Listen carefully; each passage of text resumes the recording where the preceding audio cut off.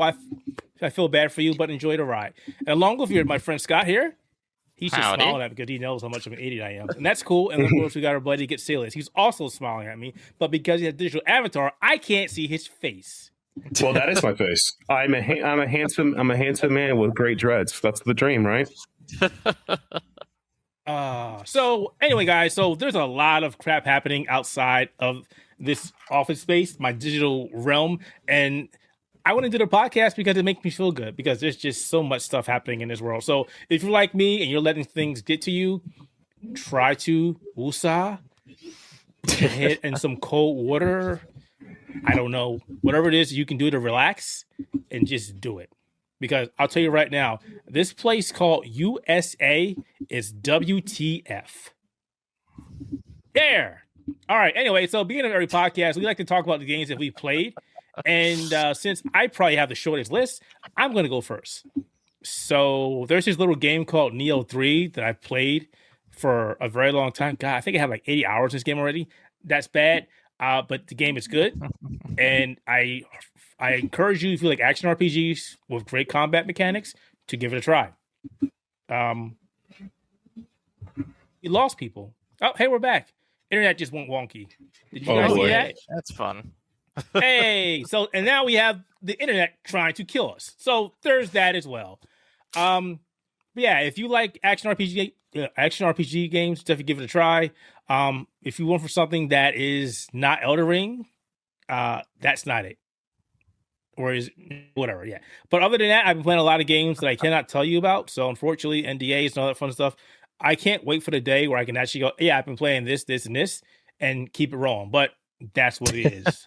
I've been playing 2 games that are under NDA that I cannot tell you about just yet, unfortunately. So I'm going to pass the baton over to Celius, because I know he's got less than Scott. How about that, buddy? So what I have been up to is time to bust out the Google Doc. But no. All right. So what I've been up to is that I've been playing a lot of Arknight Enfields, and I kind of like wait. Are you addicted now? No, not really. No. Not yet. Not yet. No. It's gonna take a little longer for me to get addicted. I think they're gonna have to like give me like, I don't know, some good pulls, and otherwise, it's Code City. But no. So basically, I've been playing a little bit of that. I've gotten through I think the first chapter, and it gave me a lot of stuff to play. I'm figuring the game out. I streamed myself playing it for like 6.5 hours, so it's right there. I've been playing Final Fantasy 14 a lot. I've been going through Endwalker. I got new glam, so that's the reason I did it for. That's the dream. I've also been playing 2 games that have been NDA to gather reviews on. And again, one of those games made me cry, so I can't, I got to find a way to review and not cry while talking about it. I've also been playing a lot of Deadlock with the recent update. I know Celeste came out today, but I've been playing a lot of Venerator, but I've been enjoying... I've been enjoying Graves a lot. The new character is really cool, like a support necromancer. I've been playing a little bit of Marvel Rivals a bit, and just trying to get my grind on everything else. I've been replaying Darkest Dungeon 2 because of a random bug I decided to, and the game is still at the game. That's all I gotta say. It's still a game. Huh? It's a great game. It's not. Darkest Dungeon 2. Yeah. Darkest Dungeon 2. It's not. Once you're not a math person, so you won't understand what I'm talking about. It's not. I enjoy it. You don't play games. Play, not to analyze. No. Yeah, exactly. You don't play games. Right? So I try not to do any numbers anymore because you got the subnetting and super subnetting and routing subnets. No, I try not to. Thank you. No, you always have to do numbers. The whole world's numbers. But anywho, once you create another game, like it's not. It also, by the way, you can now see the enemy's death resistance for dying, death guard. I've actually proven the game will automatically activate a death guard, so they will not die from a hit, so I can get a free turn anyway. I'm like, you should have been dead from the poison and bleed, and it's like, no, actually, my death guard, I already procced your death guard. You should be dead. Actually, no. I'm like, okay, game, okay, buddy. So I've been doing that. I've also been playing. I've been playing a game I'm going to pick up in the future. So it's this game called Lovish, which is a very cute action kind of puzzle platformer. And they have a prequel game called Lovish Prologue Teaser, and I played it, and it's really fun. So I'll be buying the full game, playing it soon. Me, I love my indie games, and playing that. And I've also played Tomba Special Edition. That was kind of fun to relive the old memories. That was a really good situation to go through. So that was kind of that in a nutshell. And the final game that I have been playing is obviously I've been playing the Bazaar because they reset the season rank sit happened. So I'm trying to hit back to my rank and then never touch it again. Fair enough. So yeah, that's what I have been up to. All right. What about you, Scott? Alrighty, I too have also been playing a lot of Arknights Enfield. I actually have a stream account that I've been streaming on like at least once a week on, as well as the PlayStation account that I've been using just to basically have fun at the portal. Because I've been basically using the PlayStation Portal as my mini gotcha device, where I don't have to actually install anything. I could just play everything via the cloud. So I'm doing a lot of Arknights Enfield. I've gotten quite a bit through the game. I've gotten a full on both of my accounts. I have a full team of 6 stars now. Wow. I've been going through a lot, and the fun thing on my PlayStation account, I even have some of my 6 stars that have actually dupes in them too now. So I'm getting far in the game, and I've been doing a lot of factory building with it. And if you do ever need any help with like building factory stuff, I have an entire like playthrough of the stream on my YouTube channel that I'll probably be condensing into bite-sized functions to help spread it around because it's complicated. It is. If we doing it, blueprints help. It's pretty much it. Also, what you need to do is remind people that the pity system doesn't work and is mathematically incorrect. Even though it's designed to give you a free pull, it doesn't work. The gotcha system in Arknights Enfield is one that you just don't worry about. If there's a unit you want, just pull. Yeah, exactly. It's also kind of crazy how like this, when I was looking up how to play the game, and this is off tangent, I'm like, what's the best team, how to do this, what's this mechanic? I saw like out of 5 videos, between 2 to 3 of them would just be like misinformation, people just hating the game. And it's like, the game just came out. What is going on? I'm just trying to play a little gotcha botcha. Chill, bro. It doesn't help that there's tier lists and stuff that are going out from like other websites, and they're not necessarily accurate. But the reason they're not accurate isn't necessarily because they're wrong. It's because their focus is different than it should be. So the whole point of like Arknights Enfield is team synergy. And a lot of the people are going to basically be utilizing characters usage based on their team synergy. And it's just because you have a good 1 6-star doesn't mean you're going to have a good team with that 6-star, because you need to have you need other 6 stars to make that 6-star work, like as well as this tier says it works. It's just, there's a whole lot of problems of just trying to look through like the tier list and like the team building stuff that are online. You kind of just have to play around with the game, with the teams that you have, and just try to find what kind of synergy you like, as well as like what your luck is going to provide. Because I was initially thinking of having like an all fire team, because that's what I did through like my beta testing. I'd always get a lot of the fire units. And right now I have so many physical units, it's crazy. I got Li Fang, Pog, and Ember basically just all on all of my accounts now. It's just crazy. By the way, to be super funny, his name is like Pog Riching, whatever, I can't pronounce it, but people just call him Pog for short. I love that we just like, his name is Pog. He's a Pog champ.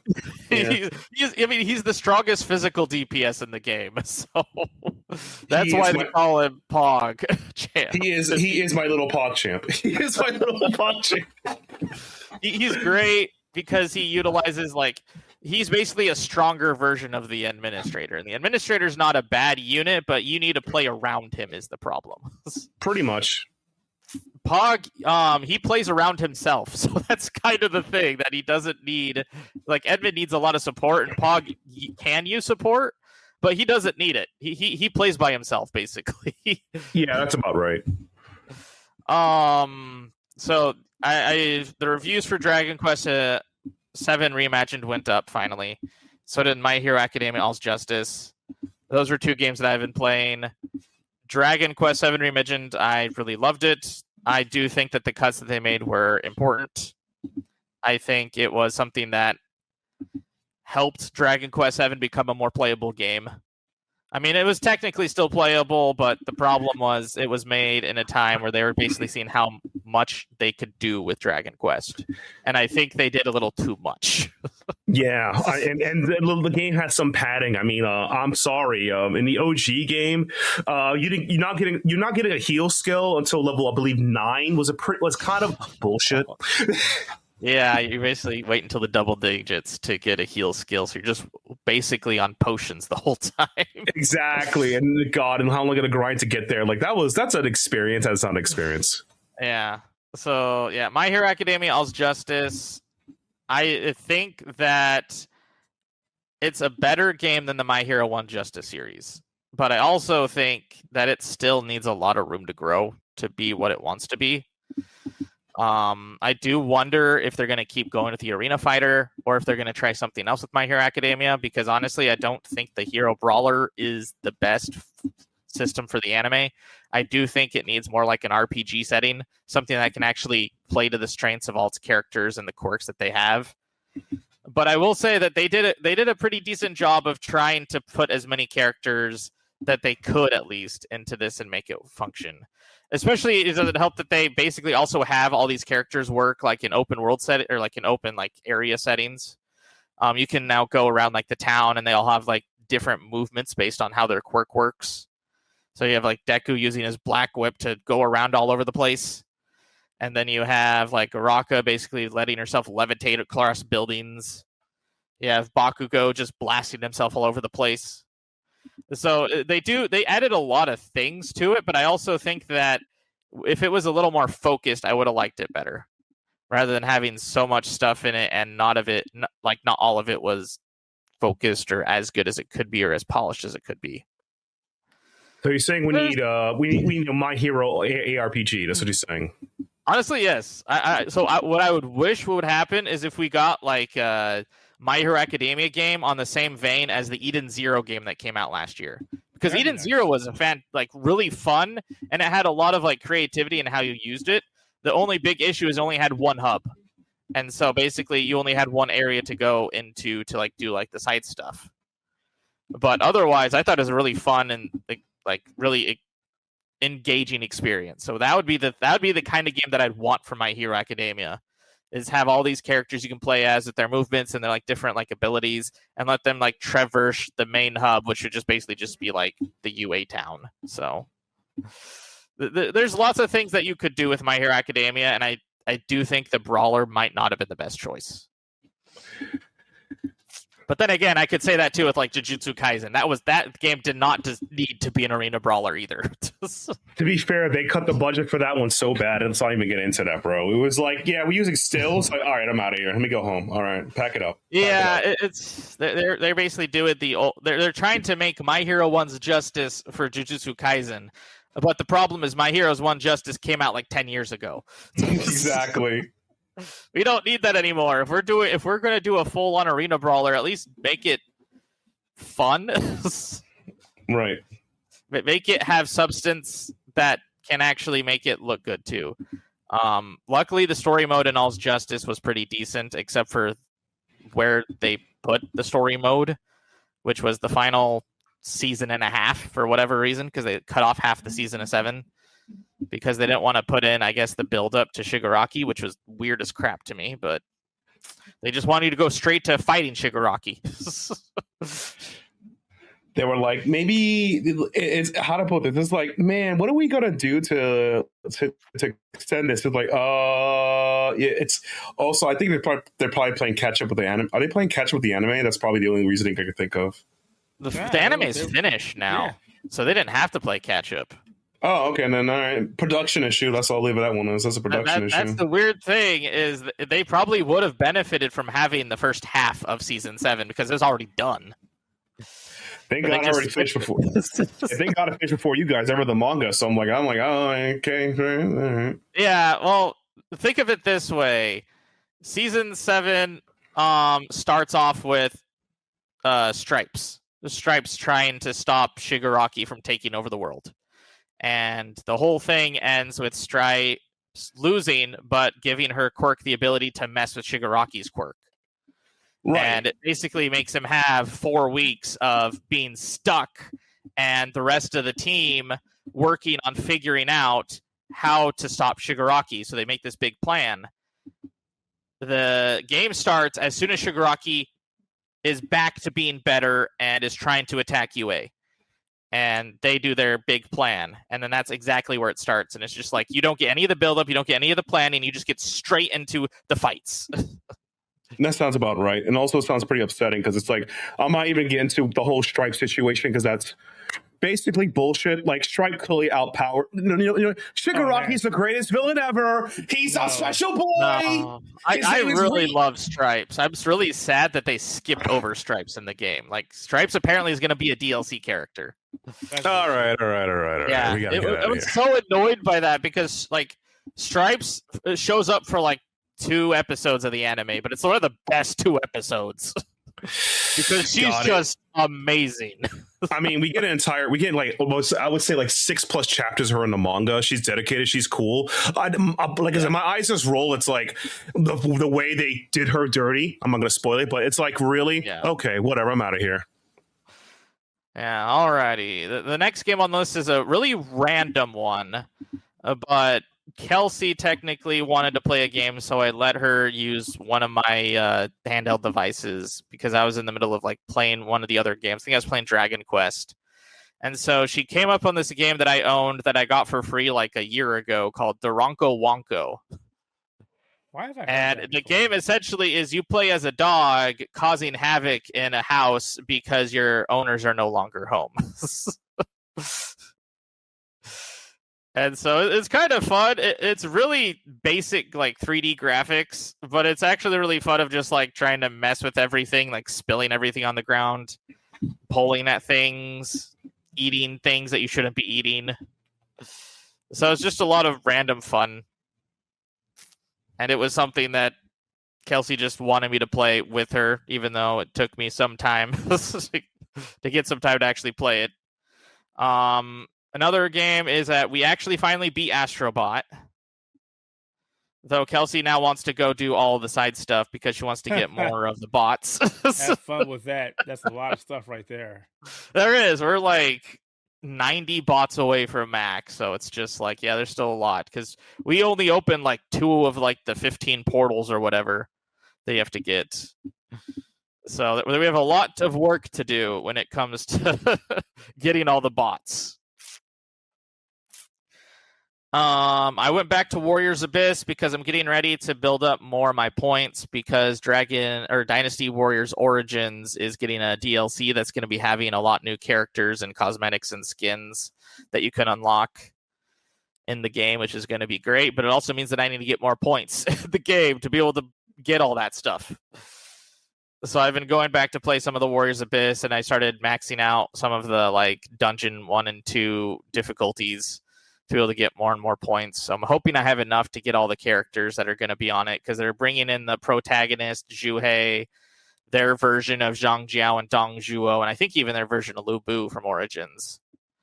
So it's going to be pretty cool to see when we get all the Origins collaboration DLC in Warriors Abyss. So I've been looking forward to that. And the final game was Fantasia Neo Dimension. I finally got to play some more of that. I'm going through slowly because this is the game that basically I get to play whenever I feel like I'm being burnt out by playing too many games I'm reviewing.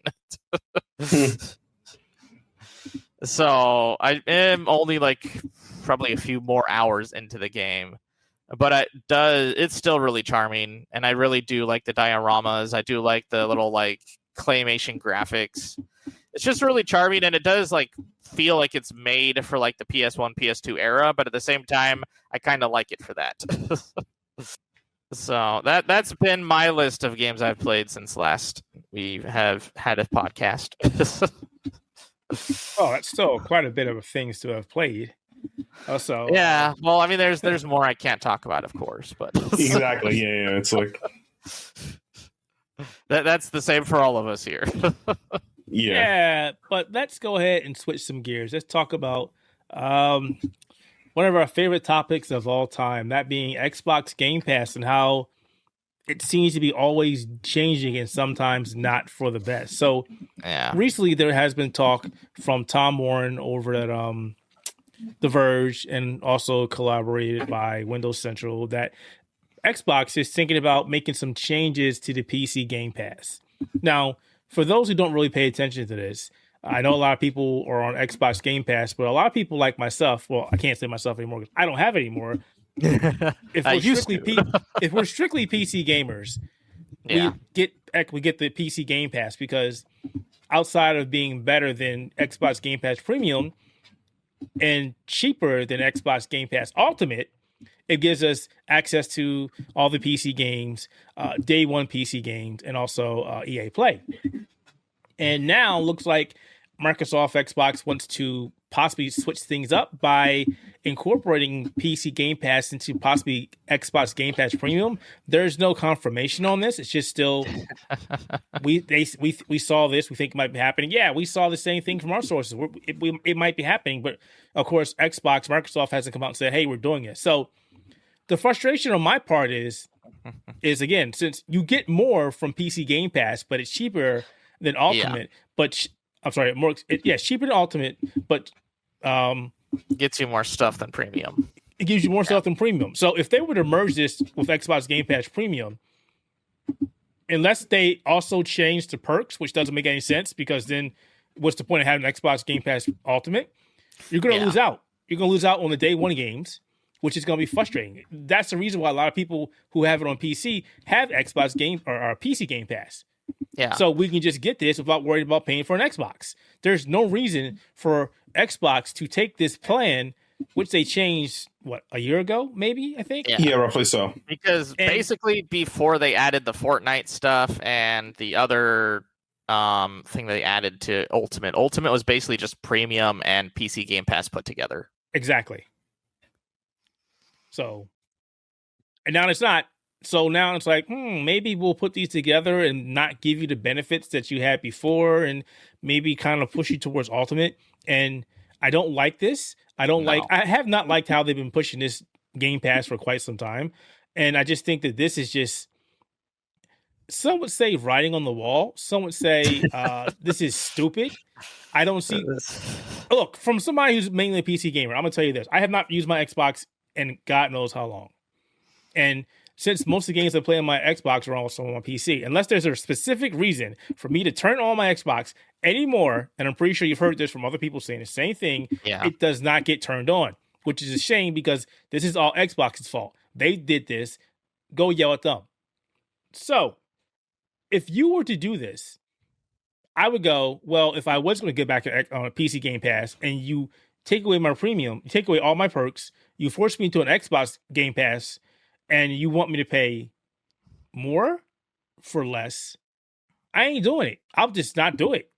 And to be honest with you, I mean, the biggest thing is getting access to games day one on PC and their collection. They do have some great games. So for me, if I wanted to play Forza 6 Plus, I'm going to buy the game anyway because I like Forza. But if I was to wait for it to come on PC Game Pass and it would be day one, and they decide to go, oh, by the way, you don't get day one games anymore. You got to wait. What is it like?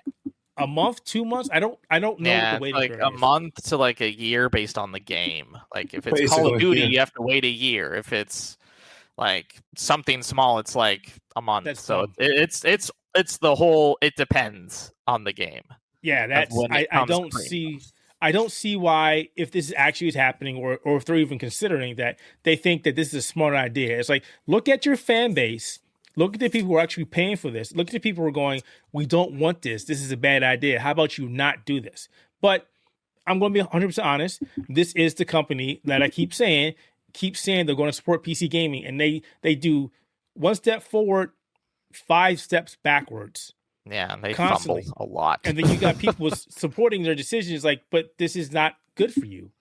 Why is it a good thing? Why do you think this is a good thing? This is just like the Xbox or the ROG Xbox Ally X. I was talking to somebody about this the other day, and they were like, I bought one, and this is not what I expected. This is a PC. I don't like how this works. And I was like, I've been trying to tell you people this crap. We've said it before. It's an Xbox. No, it's not. It's a PC. It's a blasted PC. It plays PC games. It's a box of programs and brick. Now God, the worst part about like the Xbox like potential merger Game Pass is like they're trying to unify the system, so they're going to just force you to pay more for less.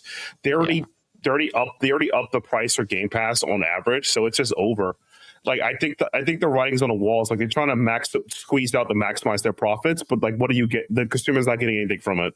Like I can't see a world like, yeah, this works for everybody. Like what are you guys getting again? What are we getting again? And like, I hate to keep pointing this out, but they don't understand this, and people don't understand this, but PC gamers are not like console gamers. We will go and look at you and go, no, and we'll just stop. We will just. I would say any consumer kind of does that to a certain degree. It just kind of. No, go ahead. No, go ahead. I was gonna say because it's just that like I think that Microsoft in and of itself is like. I hate to say it, they're surrounded by empty-headed morons who don't know how to run a company, but it's like, what is these people? What like? If you're going to fold it in, what benefit do I gain? I'm not even getting benefits anymore. You're just doing it for the lulz. At the end of the day, I'm going to be 100% honest with you because that's always what I am. People will look at you, laugh at your face and go, I'm not paying for this. Also, I'll pirate that game and give you nothing but the middle finger.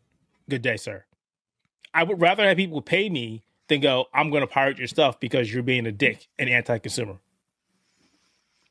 So I really hope this doesn't happen, but if it does, get ready for Xbox to go or Microsoft to go, well, we lost a shit ton of PC subscribers. PC users, yeah, exactly. Like they keep going. This is the fastest growing market for our Game Pass, and all of a sudden, we're losing this. What's happening? Because the PC gamers are like, no, we don't want this. We're not taking this. Good day, sir. So please don't do this. Don't do this for your bottom line, and also for you losing people that already have lost faith with you. And for the guy who was arguing with me on what was it, Reddit, about the Xbox ROG Xbox Ally, whatever the hell it is. No, I'm not going to tell you again, bro. People aren't buying that just for the full screen experience. People are buying it because it's new hardware and they can put Bazlight and or Steam OS on it. People have literally making videos. Yeah, people are using it. This is what we do. So stop. If they're not buying it for that, I guarantee you, if they sold that with Steam OS, it would sell a lot better than what it is right now. Yes. Full stop. There's a reason why Lenovo is starting to sell as Legion Go 2 with Steam OS because they wanted to sell more. Come on. Stop it. God. It's weird just how many people don't realize how much people would buy more of the PC handhelds if you got rid of the Windows experience. Pretty much. It's not good. I don't want to sit on that, but it's not good. It's not good. It's not good. You guys are fooling yourself. Oh, it makes a sound now. Okay. I've been testing the Xbox full screen experience on my Claw. And honestly, I feel like I have to constantly leave the Xbox full screen experience to run any other game. It's like, we'll open Steam for you, okay. But now Steam doesn't play my game because I need to have something else open that won't open because the Xbox full screen experience doesn't have that open. And I don't want people thinking I'm an Xbox Microsoft hater. I am not. I fully support them, but I don't support dumb decisions. And yeah. Dumb decisions how could you be happening. Being a Microsoft fan is almost making a dumb decision at this point. They have, in my opinion, insulted their market, their fan base, and things. Again, there is more news on average about how Microsoft is just, let's be honest, fucking up more than I hear about products that are coming out that should be interested this year. That's all I gotta say, man. Like at this point, I gotta put my hands up. Forza's coming out though. That's fun. I didn't say fan. I say I support. I support certain things they do. I love their hardware. I support certain. I like it when they make things that work. That is the best I can say about them. I like some of their software that on the business side of things. But yes, when stuff works, it's so much better. When you don't act like you're a headless company doesn't know what it's doing, there's a problem.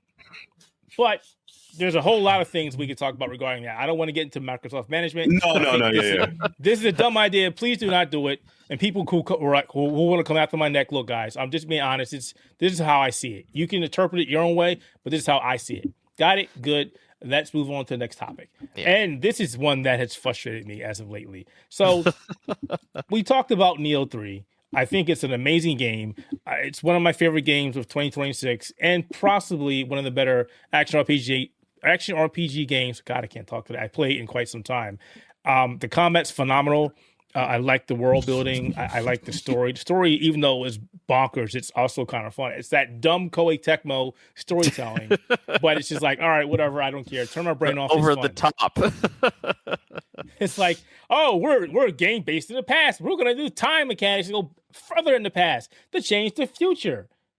But didn't Hawk say that doesn't work? Go watch Endgame. You'll see what I'm talking about. But I have a problem with some of my peers, and I respect you all mostly. But there were quite a number of impressions and or reviews where people kept sliding in this. Nioh 3 is kind of like Elden Ring. It almost nails the Elden Ring world, and I'm like, what do you mean almost? What do you mean it's like it?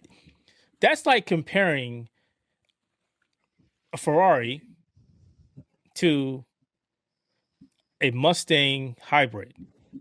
My God. What? Sure, it might sound good on paper. It might look good for FYI. The electric Mustangs do not look good. So, but a Ferrari always looks good, and it's very fast, and it gets you to where you want to go that much faster. I don't care about what people say. It's not how you get there. It's definitely how you get there. Elden Ring is a world that's full of everything: verticality, life, exploration, dungeons. There's so much stuff packed into that world that you can go through it for days. People have played it for months and stumbled on something and go, oh, wow, I didn't know that was there. Oh, I didn't know that was a thing. How that's possible. That's really cool. When I'm playing Nioh 3, when I did walk around the world and go, okay, this is nice. This is something different than Nioh 2. You took your maps and you made them interconnected. That's fantastic. That means the world is a lot more seamless. But they also put a lot of content in it. It's very dense, but the overall map, it's still very small. But they get you thinking that it's a larger map by forcing mechanics on you, like locking stuff behind story progression. Oh, you can't. So why are you talking about MMOs, or I hate to say, you talk about old 3 platformer design? Like you're talking, at this point, you might as well say, yeah, I was playing Donkey Kong 64 last week, and I need 20 bananas to get to the next world. I mean, that would have been sick. Well, there's certain things like again, story mechanics where you have to get an ability. Then you can go back to this place that was locked off. Maybe there's a boss behind there, or maybe there's a location you couldn't get to.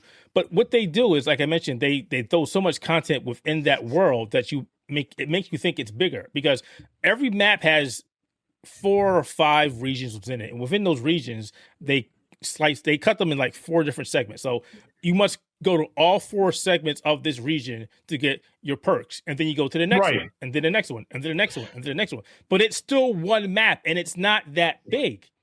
Literally, one of the worlds is literally, oh, you've come to fight the boss. Okay, help me go fight the other boss.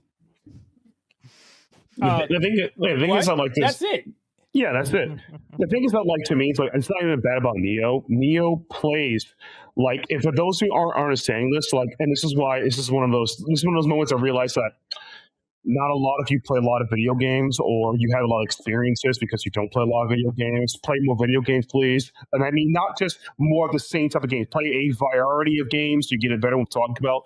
If you have played 3D platformers, let's say you have played a Mario Odyssey. Let's say you have played a Jack and Dexter 1 and 2 and 3 even as well. You played a Sly Cooper. Good times, right? You'll notice, or even hell, you play MMOs, right? You'll notice the theme park or the world is built in Lake Government ways. A open world game is a game that has everything accessible from launch. A game that's theme park or zoned or locked behind things, or the game itself doesn't really do those things. That are like, oh, that's a cool mountain. You can't climb it. It's just there. It's window dressing. Exactly. And that was something that I was talking about in an article I'm working on, which will be released later this week, where I made the comparison between what Good Slaves was just talking about. And yeah, that's a good example. And in my article, I mentioned, for anybody who's played Elden Ring, you know, when you go to that one cave towards the beginning of the game and you get caught by a trap, and all of a sudden it sends you to another part of the world. You're like, wait, why am I even here? I should not be even go here. That's open world. You can literally go from one location to the other location seamlessly and not even know it. You can just walk around the world of Elden Ring and get lost and go, how the hell did I get here? And why It's am I not here? it's not locked by content or treated No. as window dressing, whatever. Again, older game design, games that I like, such as like I love my Sleeping Dogs, I love my Jack and Dexter, I love my older Grand Theft Autos. These are still kind of open world quotation mark, but these are zones. These are games that are like more curated experience. Nioh is a good game, but it's a curated experience. It's not that I can go to Mount Fuji on my own. No, to get to Mount Fuji, to be level 60, you need to unlock 4 relics, and then you can explore it. If this is Elden Ring, or even I could say Skyrim or elements of Morrowind or Oblivion, I could just go to a random mountain and that's it. That's it. I could walk a destination and get there. If the game is stopping you from it, it's not really open world. That's just a basic understanding you should understand for it. Nioh's still a good game. Please play Nioh. Yeah, you definitely go play. Go play it. And again, it's not a stab towards anybody thinking that it's similar to Elden Ring, because it's not. One, I will say, Nioh kills Elden Ring in terms of combat. Kills it.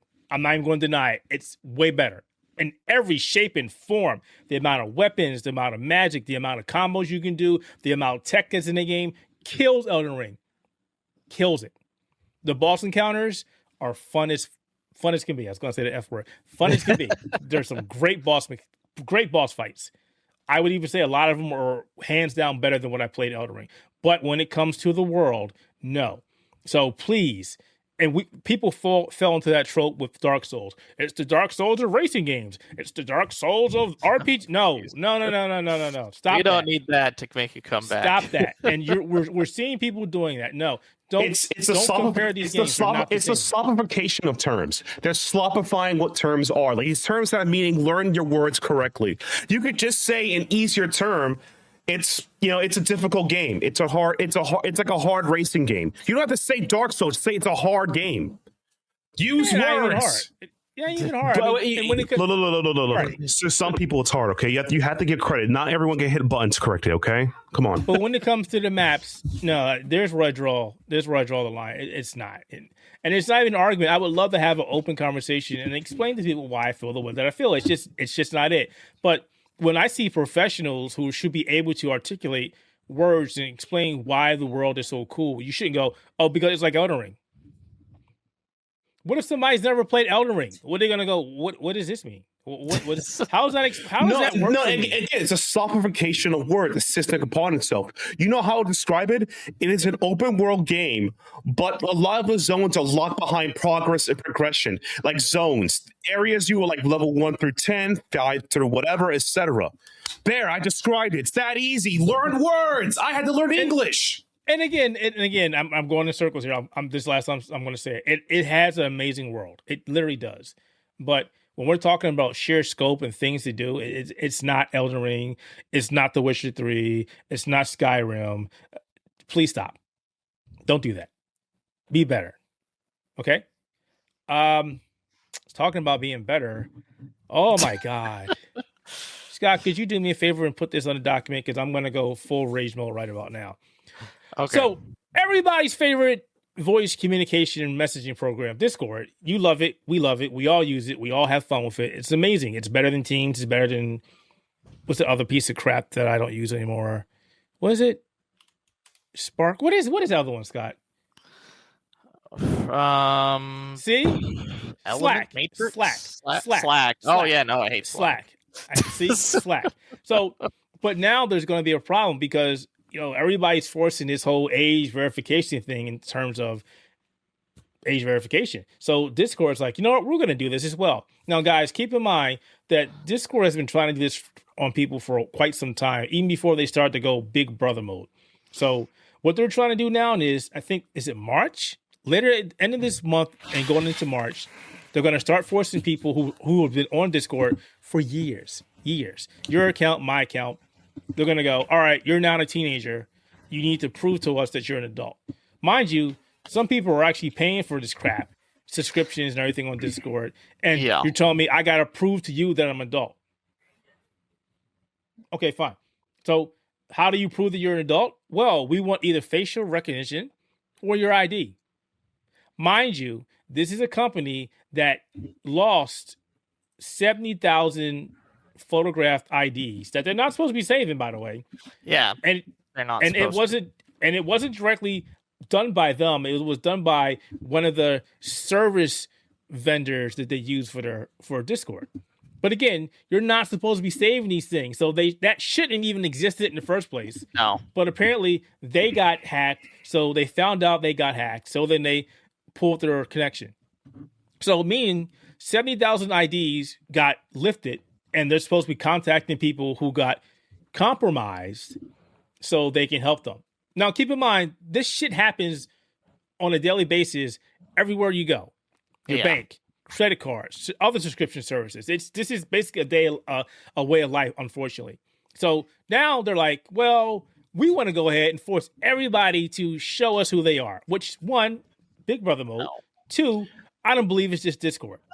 No, I think this is part of a larger thing. This is something else happening here. The crappy part about this is this has been a governments or companies have been trying to force verifying people on internet for a while now. This has been like a problem in elements of Australia. This has been a problem in parts of England. Some parts are currently Spain now. And the crappy part about this is that, child safety, my ass, be better parents. But the real argument I have against this 100% is, let's just say there's a data breach and all the data information. Oh no, my information was stolen, and they're the ones who probably stole it. Someone else does. I feel like this is just getting out of hand to a point that, like, are we just going to have to go back to just using old school SMS profiles that go back to like other chat rooms? Like, you're kind of proving the argument that, like, I would say dark web or like crappy non-encrypted websites are a thing that should be a thing now, like Signal and those other horrible websites.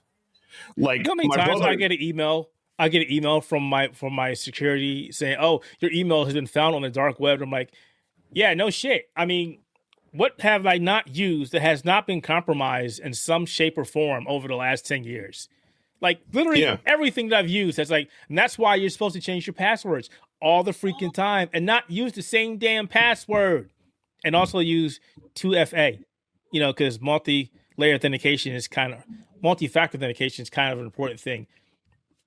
But I digress. Go ahead. The thing about it to me is, like, I'm just like scratching my head. It's just like obviously a Big Brother move, but it's like, so you want all my information to talk to people online or whatever for what? You already have my email, you have my username, and for those who have paid for services, you have their credit card information. How much more do you need again? At this point, just call it for a sake. I mean, quite seriously. It's ridiculous. Exactly. There's a lot of information you're asking for that doesn't make any sense. Why do you need all this information to prove that I'm an adult? This doesn't make any sense. Why should I need to prove to you? Why are you being the gatekeeper in terms of this? Like you mentioned, you want to protect the kids? Fantastic. But guess what? That's not your job. That's the parents' job. You're not my kids' parents. And I hate the fact that I hear people going, it's for the kids. You let me take care of my kids. You take care of your kids. Also, I don't believe any of that nonsense. Also, too, and I hate to say it, you can give your kids, I think, I can't believe you have to use this term, but like smartless phones, phones that don't have internet access to me. It's like, you mean like people used to have like back in the day? Anyhow, the point of the matter is that, like, I truly feel like the kids' argument's crap. What they really want is your data to do God knows what with it. That's exactly what it is. Spam. And the thing is that data breaches happen. Someone steals your information, you're right, or they're the ones stealing your information. If you want to go conspiracy mode, I just more pissed the idea that this has been a move that I've been seeing in other countries. I mentioned like Australia. I've seen this happen as arguments in England. I know there's been some laws in Canada trying to, like, this is a proposition in Canada, and now I see it currently in Spain. It's like, I think this is going to be like one of the newest like fights for like privacy now, because it's like, my brothers in Christ, what do you gain from this? Are you afraid of like people like, I don't know, go to overthrow the government through Discord? Like, get out of here, buddy. No. They want to make sure that people don't go to things like Pornhub or XYZ. Hey, you know what, guys? Here's the thing. I laugh at all these things that try to lock down the porn sites because, like, they don't have to go to Pornhub. No, they can go anywhere. There's so many different places they can go right now to get any little thing. They can go to Reddit. They can go at a random place on the internet. They can go searching up random videos on the internet. They can look up. There's even like there's a whole entire slang of masking like certain things to look up. So you have to learn a whole subsection of language. It's like, so when you're like, oh, we got to protect the kids from the porn. My God, You cannot do that. It's just not going to happen. It's not going to happen. So stop using that excuse, and they're going to learn about porn one day anyway. So my personal opinion is that I feel like I think this is my hot take. I'm a moral standpoint is if you are worried about sexual NSW content being on the internet, not safe for work. Get off the internet. Just get off the internet. No one get off the internet too. What are you going to do to stop them from existing? Are you going to put laws to stop them? And then you'd be arguing against you back in the same circle where we're arguing now. You against people's rights. So you don't really have a good reason. You just want to know what the reason is. Yeah, exactly. I want to know. I would love for Discord to go, this is why we're doing it. And then people would shoot holes in their argument and go, so why do you need it again? Yeah. Are you trying to search for the next Taliban or something? Which and the blow is that, use these things. I get that. And the blow up is that like Discord is integrated in so many ways. Again, they have, Nitro and other aspects. I can say this politely. So if you I sub to a couple people on Twitch, and some people on Twitch, if you sub to them, you get access to their private Discord or whatever, right? Which is linked to your Twitch account, which is linked to your Discord account. So with Twitch, you have access to, through Twitch, you have access to my email, my Twitch name, my Twitch channel, my credit card, my whatever, sitting with Twitch. Again, you already have most of the information I have already here. What more do you want? You're being weird at this point. That's my opinion. And that's also a good argument as well, because think about that. There are a lot of, we'll just say, adult themed Discords on the internet because they're private. They're yours, right? And if you and they have age restrictions on, right? Yes, they do. If you go back and you make everybody a teenager again, that means you automatically lose access to that server. What if you're paying for something? What if your favorite streamer is like, welcome to my Discord room, my adult Discord room, and you're paying me $20 a month or whatever, and all of a sudden you lose access to it? Like, what are you going to do there? All this sounds like a nightmare. Logistically, it sounds like a nightmare. It just sounds like somebody was like, this sounds like a good idea, and didn't think of the ramifications of what exactly is going to happen when and if they implement this. I really hope they come to their senses and go, wait, this is a bad idea. And if they don't, again, I'll just put on my conspiracy theory hat on and go say, hey, this is not just Discord pulling the strings here. It just doesn't make any sense. And when they go ahead and do that, people have already been saying, all right, looks like it's time to go back to Ventrilo and exactly. You're going to move people back down to what we moved before. Like that's the line I see. It's like, oh, we're moving. Oh, you don't want me to do this? All right, it's time for me to go this way. People still have forums. They'll just become popular again. Once was old is popular again. The forums are like, forums are back, baby. It's time to go back to the forums. And Discord like, well, we had a good run. We did some dumb stuff. We've pissed off the people that made us who we are. And close the lights. We're out of here. Because that's going to happen. People are pissed. People are legitimately pissed. I've seen a lot of people quitting their Discord Nitro because of it. I was in my son's room. Because I wanted to talk to him about this. And I saw him and his friend talking about it. And his friend literally said, looks like it's time to bounce. And I was like, oh, never mind. You guys are ahead of me. Good. I ain't got to talk to you about this. So, yeah, this is what happens when companies try to overreach and try to do what they think is the right thing without thinking about what they should be thinking. Your job is to make money. Your job is not to police people. People need to police themselves. If they're children, then let their parents police the children. If my kid goes down the street and he's underage and he shoots somebody, guess who's going to get in trouble? Well, I mean, he's going to get some trouble, but they're going to come after me and go, why'd your son get a gun? So if that's the case there, then let me bear the responsibilities of what my son does until he becomes of age. And then when he's 17, which he is now, he can be treated like an adult. And it's none of my responsibility. So all this is just dumb. Completely dumb. Stop it, Mike. It's really dumb. And I'm not going back to it again. I'm done. This is dumb. I don't have to talk about it anymore until people start raising their voices. And let's talk about something that's actually fun. You guys play a game that you really enjoy. I played it for a little bit, then I stopped because it stopped being fun for me. But you guys can talk about Granblue Fantasy Relink making a comeback. like LL Cool J said, don't call it a comeback. Don't call it a comeback. First of all, yeah. And this Ragnarok, baby, we did talk about it. We did talk about this a lot on Triple S podcast, which is Support Saves Coming. But in a nutshell, $30 DLC, more content, crossplay, Eustace is playable. Let's and go. Beta sign up. Let's and go. I love the fact that they're learning. Beta. I love the fact that they're learning because crossplay. If you release an online game, it needs to be crossplay. Stop it. Don't keep yourself in the walled garden with online games. This is just when you make your game crossplay. I know that's going to shut up. I lied. When you do this, you're making your player pool that much more. You sell more copies of the game. If Johnny goes to talk to his friend Billy and says, "Hey Johnny, I'm going to buy this game. Let's play together." "Oh, I don't have that console. I can't play." But it's on all consoles. You just sold another copy. What? Why does that not make sense? It's weird. I'm really glad that they're actually adding crossplay. Because I made technically 2 PlayStation accounts and 1 Steam account just so I could play it with friends. Yup, exactly. Like there were times where I was grinding with Scott, and I was like, "Hey, can you help me grind?" I'm on my PS4. I'm like, Yeah, I do that a lot when people are like, "Let's play it on another console." I'm like, no. You're not. Get it on PC. I'm not coming over there anymore. I'm done. Yeah, so it's good that I think crossplay is going to be one of the things that pushes a lot of life into this game. Yeah, and with the announcement of the game, we took the Steam charts. We're back to 1K numbers, baby. We're growing, baby. Let's get in there. There's a lot of people already playing it again just so they can get the rust off because they're getting prepared for Endless Ragnarok.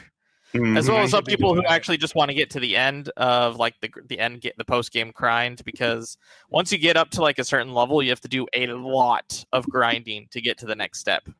Pretty much, and it's a lot. And if you don't have friends to do it with, it gets not rough. Fun. Because I mean, like the AI partners in the game are decent, but when it comes to a lot more complex like bosses and enemies, they are not good enough. They die pretty frequently once you get past a certain level. Mm-hmm. So having it be crossplay, having it to have more people actually able to play with each other is going to be a godsend for this game. So that they're not walled off to whatever garden they're on, which is going to be even more benefited now that the Switch 2 is going to be having this game to be able to play online with the PlayStation and the PC players now. We got some of the Monster Hunter vets from the Nintendo OG days. Yeah, pretty much. It's gonna, like I said, I'm super excited. I can't wait to do it. Again, they got almost every independent night. The independent nights we got Zeta, we got Beatrix, we got Eustace, we got Vasaraga. All we're really missing is Ilsa. She's in Granblue Fantasy Rising. So I don't know, man. Put her over. You get to see why half the team hates her or Eustace. Like, so there was a reason why I thought about killing myself. Meets Ilsa. Yep. Ilsa is the straw. Ilsa's the straw. Ilsa is a war veteran. She is a veteran of many wars and trains people and sends people to missions. She has no chill. She will let you die in order for the mission to happen, and she's willing to mock you for it. Like, there is a legitimate cutscene in the original game that's referenced in Granblue Fantasy Rising that's going to come with a new. She comes out this week. I believe the 10th she comes out on. Ilsa reminds you that, yeah, Beatrix, you know that time you said you were crying? Pathetic. I was in pain. Pathetic. You're not allowed to feel pain. Exactly. The only pain on the field is when you're working out, maggot. Like, yes, no respect for any members of her team, her squad, anything else. Now you get to see why Eustace is like, I dream of a world I could be in peace. I dream, but it's not going to happen. Like, no.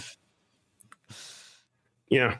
That is so Relink is coming back, and it's going to be coming back in June with so much more added stuff. Exactly. More content, summons. It's gonna be so good. God, it's gonna be so good. It's gonna be so good. I'm so excited for it. I'm praying for the best. God, in that closed beta, man, I'm gonna be on it. I'm gonna stream that closed beta if I get in. That's all I gotta say, man. I gotta pray for the RNG gods. Yeah, I'm hoping to. I already signed up myself. Yeah. So that's some good news right there, man. I recommend. Also, get the game out. Get the game while you can. It's dope. I recommend it. It's one of the better ARPGs of last year, 2 years ago. So I recommend it. Get it 2 years ago. Get it now. Get it now. Feels weird that it was 2 years ago. Yeah, 2 years ago too. It's like a long time. I haven't played that game in God knows how long. Yeah, you need friends to play that game with. Like launch. Yeah, you need friends to play that game. That's all I would say as much. You know? I did it all solo, baby. No, once you hit a certain rank, you gotta use some homies. That and there was no more content. Yeah. Yeah. You had to wait for the DLC content that was technically most of it was free, but if you wanted to get the characters and the levels earlier, you could pay for it. Or you could just grind a lot of the post game stuff to get all the monetization currency to be able to then get the new characters and the new levels. Riot and 2XKO Snafu. Who wants to talk about this? Yeah. Oh wait, this guy. He wants to talk about it. Go for it. Yeah. All right. So 2XKO, it's a fighting game.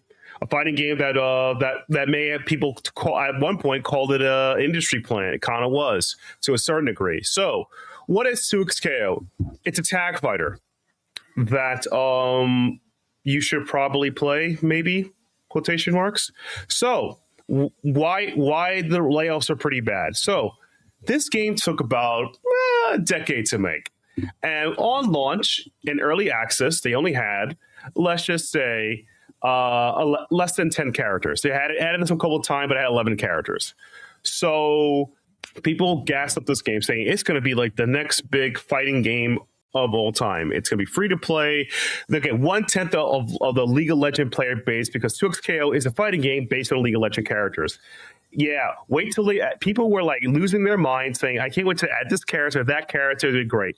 Here's the problem with the game. So, first of all, this game took a decade to make, and most of it was just mechanics they stole from better games and made it not interesting. 2XKO didn't have a proper identity as a fighting game. It's a tag fighter that does nothing really innovative in the tag space. So, yeah. If you play the game, if you wanted to unlock the other sub-character rosters, such as Timu, Werg, and the girls from Arcane, which I don't care for right now because this game is not on my radar because, come on, we're talking about the playoffs here. You had to spend real money. That's right. Yeah, they tied a lot of the playable characters to microtransactions when there already isn't that many characters. That was not a good idea. Now, this game had some grassroots, a couple of tournament organizing playing it. It was featured at Frosty Fausting, which is a nice tournament. It's great. And the layoffs were, and then, after, Frosty Fausting, we just heard the layoffs happen. 80 plus employees let go. Personal friends of mine and people I follow would let go, which I'm like, that sucks. It really does. But it makes you think a lot about the game. Because they even admitted that they may have to go back to the drawing board to fix the game again. Now, this game has so many mechanics going on for it. You had tag assist combos. You had an X Factor Juggernaut. You could do even two characters control at the same time, such as Pandora from Street Fighter Cross Tekken kind of mechanics. This game was doing everything, but nothing to make it stand out. It didn't commit to an idea philosophy. You know what Tag Fighter commits to an idea philosophy? It's called Marvel Token Battle Souls, all right? Marvel Token is coming out. When Marvel Token came out, and we just have news now, it's launching with 20 characters. That's almost double the amount of characters of 2XKO. Are you kidding me? What the hell is going on? But it's Marvel, baby. Come on, it's Marvel. Yeah, but that's kind of embarrassing. It's not Capcom, it's Arc Systems, but everyone's like, it was saying, but I think Arc Systems so hard on for Marvel. Come on, you know this. The second they saw Marvel, it was like, oh my God, it's the next Marvel's Capcom. And it was like, no, it's not.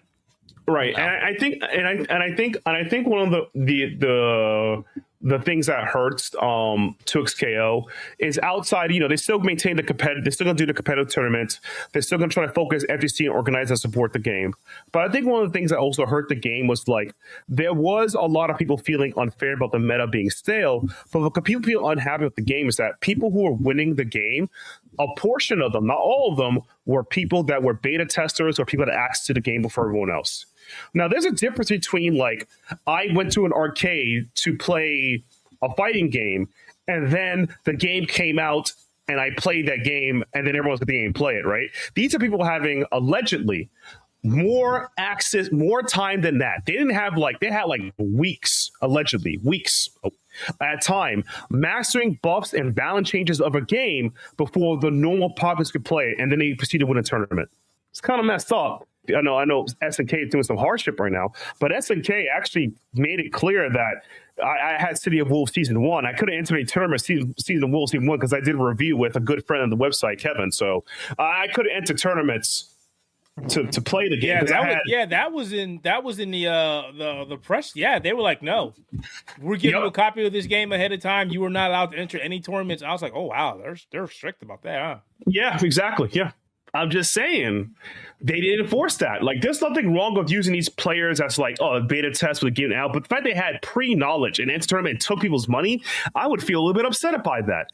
Like, I don't know if it was like 1 day or 2 days or a week, or some people saying they had a month. I think it was wild. But at the end of the day, that's pretty messed up. That majority of the people who won tournaments of the game, a large portion of them were beta testers or people who worked in the game or people who worked there. That was not a good feeling. It really was not. So you have all these problems of 2XKO. Now, people call 2XKO an industry plant because of many tournament sightings. So basically, at Frosty Faustic, which is a great tournament, I've been there a couple of times, it's a great tournament. They had their top 24 had majority of the screens, I think between 4 to 5 screens, while other games barely had 1 or 2 screens. Can you feel how upsetting that would be? That their game, So it's like, that's where the industry plant lie came from. Some people even had tweets and mentions saying about it. I remember somebody saying that, and I'm going to quote them. I'm going to say it. I really despise how Riot gets to be shoehorned their game into a community they had no roots in just because they could throw $1 billion into the prize pool for their poop game. Now, that's not incorrect because it was a really ignorant post, because to be fair, that 2XKL does have roots in the community. The people who worked on this game are people that have tons of the fighting game experience that I've known well, from Apology Man to Kyohei, Marlon Pai, the Cannon Brothers. A lot of people do it. But even though this man said an incorrect tweet, the anger was insane, because how could I enter my Frosty Fausting tournament? Let's say I'm a fan of Guilty Gear, I'm a fan of Street Fighter, I'm a fan of all the other games, and I go to the main stage and I see the entire top 24, not top 8, not top 4, top 24. That'd be a little bit upsetting. That's all. He's wrong what he said, the person read post, but the sentiment I can understand to a certain degree. But yeah, 2XKO just was like running up a wall. And I personally think that now they have more time to cook at the table. Maybe they can maintain their fan base or whatever, but I don't really have much faith in 2XKO like competing with the rest of the fighters, because I don't know how good Invincible is going to be. They're also competing with Invincible, the fight versus coming out. They'll also be competing with Marvel Token. And, as Keith jokingly say, it's Marvel. It's literally in Marvel. Marvel, baby. It's Marvel. Marvel people are going to show up up for Marvel. Yeah. Speaking of Marvel, why don't you talk about how many characters are going to be available if they game when it comes out? 20. 10 years, you get up to, as of today, they have 11 characters. That is insane. That is what, a character a year? That's insane. That's crazy.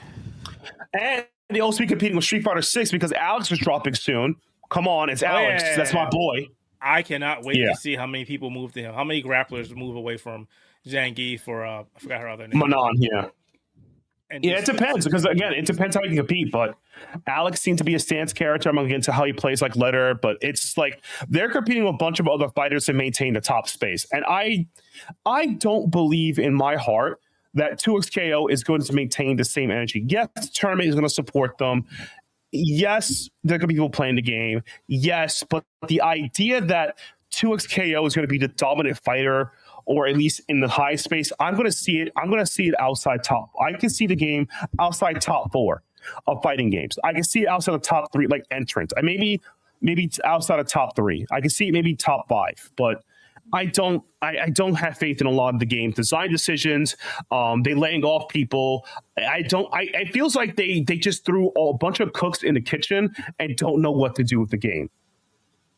I don't know about all that either, because this is bad press for them. And from what I've seen, FGC is pissed off. A lot of people at FGC are upset. Yeah, a lot of people at FGC are upset. Because some people are being a little hyperbolic, saying that if 2XKO fails, you're not going to have money FGC. And I'm like, me as an FGC head, it's never about the money, my guy. It's about the game itself. Money is an after effect. Like if you're gonna be FGC streamer, most of your money is going to come from you streaming rather than entering tournaments, depending how good you are at tournaments. Because whatever, it's a whole thing. But I feel like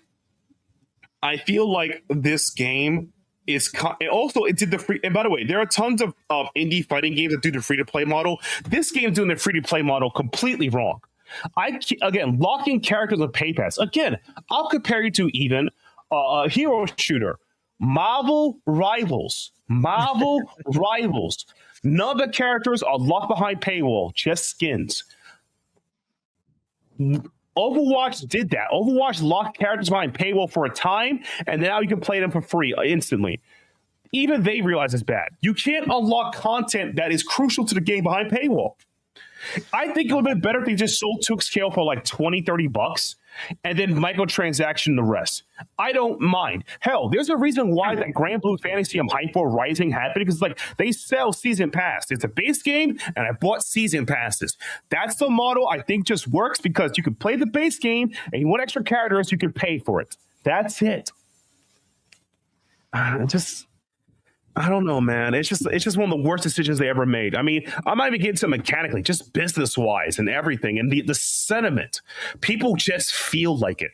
I'm not going to be surprised if there's a group of people that just want this game to fail. I don't want this game to fail. Wait. I want this. Yeah. There were people who wanted this to fail since it was announced. Yeah. Yeah, I want to be surprised. So I want this game to do okay, but I want this game to, in my opinion, to have an identity. When I look at it, I don't see anything interesting about it. And this is a guy who's been playing fighting games his whole life. It's like there's nothing about this game that's interesting mechanically, whatever I haven't done before. I'll go back to playing Dragon Ball, because at least I can blow up the screen and do a dramatic finish with Android 16. I'm so surprised Dragon Ball is still running, and they got an update not too long ago, and it's still going. It's like, all right. Yeah, I know, because people like the game. It's real. It's Dragon Ball. Like, literally, you can play 6 versions of Goku. You got Ultra Instinct Goku. Yeah, I definitely think that the roster doesn't need that many Gokus. We need more Gokus. I haven't played Dragon Ball in a hot minute. Do we have Orange Piccolo? As a transformation, as a skin color. Yeah, as a skin. Transformation skill. Yeah, I think it's a transformation on if you change the skin, if you change the palette. It's not a character. So you get what you get. Skills. Okay. Yeah, but it's just like I don't know. I don't know. I don't know that. I mean, again, they're downsizing. They're saying they're supposed to support FGC and tournament organizing, but I feel like this is the same thing that Riot said before when they closed all of the League of Legends indie games they made, such as Convergence and Ruined King, etc. That we're still going to support the game. They closed on all those independent games. By the way, I loved the Riot independent games. Those are really fun. I recommend Main Seeker, Ruined King, and Convergence. Those are my top 3 I recommend. But I don't know. I really don't know what's going to happen with the future of this game. I think the potential was never there, in my opinion, because if you look at it again, there are some horrible things people say about this game, and some of them are like, God damn. Somebody just posted, I think earlier this afternoon on my Twitter feed, saying that these guys spent 10 years letting a washed-up Marvel players jam in mechanics from better games. Like, God damn, that was horrible. Like, oh God. I was like, oh, and it has like 50, 100 plus retweets as of the afternoon. I didn't check it because I retweeted, but I'm like, oh my God, I felt that like, oh. And they're not like washed up Marvel players. Like, goddamn, no respect for Kyohei at all. Multiply my goat, no respect. Oh my God. Beneath, aka Apology Man, washed up. Oh my God, he was the Firebrand player from Ultimate Marvel and Marvel 3. Oh my God. But all joking aside, it is true, as the line said, they did jam mechanics from not better games or other games. That's why I say it didn't have a real identity. Like Marvel Token has identity, where it has a unique tag system where every time you do a tag, you get to use a second character. So you have 3 assists. It's kind of cool. It's like a 4v4. It's kind of an interesting idea. I don't know. Maybe 2XKO is just, I don't know, another string of Riot games that just didn't work out. Maybe Riot is just only designed to have League of Legends and Teamfight Tactics. That's it, because Ruth Bear is gone, so I don't know. Oh, Riftbound can save them on the cardboard front. Shout out to Alex playing Riftbound. You're the biggest supporter. I'm joking, but shout out to you. But it's just it. I don't know. I don't know the future of this game, so that's all I have to say about that, unless you got more questions to ask, Since we're wrapping up, I do want to talk about something that is good. I found this out actually today. So for those who followed me for quite some time, I'm a big fan of Ridge Racer, and I have a love for one of the games called Rave Racer. Not Rage, Rave. R-A-V-E Racer. This game came out 1990s, and I actually got exposed to this game while I was at the military. I actually went to the PX to buy some stuff, and I was like, oh, what is this racing game? And I sat down, and I was like, it's Ridge Racer. And it was like, no, it's Rave Racer, you idiot. Fast forward to today, this game has never made a home release. There's been some tracks put into the Ridge Racers 2 for PSP, but they're finally giving us a home port of this game. Finally. And it's not because of Bandai Namco, which is like, oh my God. It's from, there's another company that's releasing, God, what is the name of that company? They're porting arcade games to multiple platforms. I forget who they are, but they recently released Ridge Racer 1 not too long ago for the Switch, and I bought that, and it is arcade perfect. I'm trying to remember who this is. God, who is this company? Who is this? It's making me mad because I can't remember who this company is. Console Archives. Yeah, they're bringing it out. Rave Racer is coming to PlayStation, Xbox, PC, and Switch.